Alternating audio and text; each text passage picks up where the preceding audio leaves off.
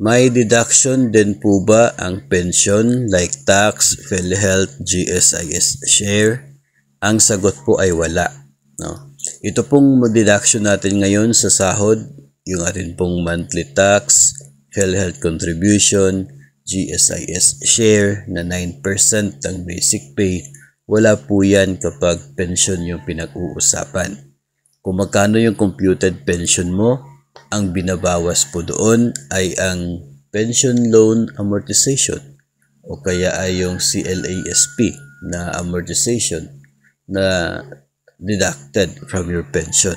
Pero yung mandatory deductions na tulad po ng tax, PhilHealth, Pag-ibig, GSIS, wala na po yun. Dito po yung PhilHealth, no? May option kasi sa PhilHealth na kapag nag-retire ka na, of course, senior citizen na, 60 plus na yung edad. Mayroong membership ang PhilHealth for the senior citizen kung saan libre na, no, yung PhilHealth premiums mo. Member ka pa rin, wala ka lang babayaran. So kapag nag-retire ka from government service, at least 60 yung edad mo, pumunta ka sa PhilHealth. Magpa-member ka under sa senior citizen, nang sa ganun ay covered ka pa rin ng PhilHealth at wala ka nang babayarang premiums. So, hindi din po sila nagdideduct coming from our pension. GSIS share, wala na po.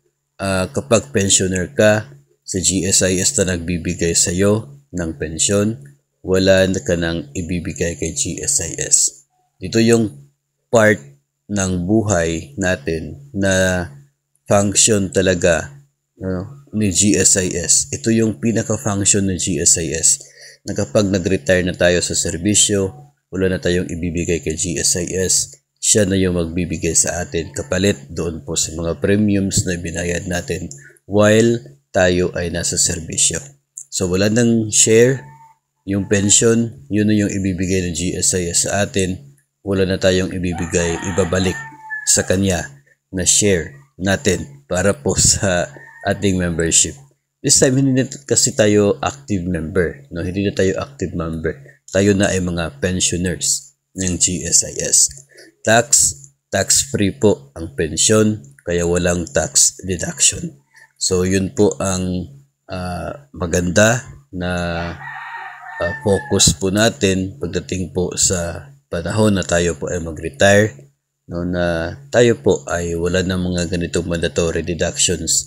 Buo na yung pension. Kung wala kang pension loan, wala kang pension responsibility mula po sa GSIS. So, para po sa nagtanong ito, yun po ang ating maibigay na sagot related sa pension na makukuha ng mga GSIS members.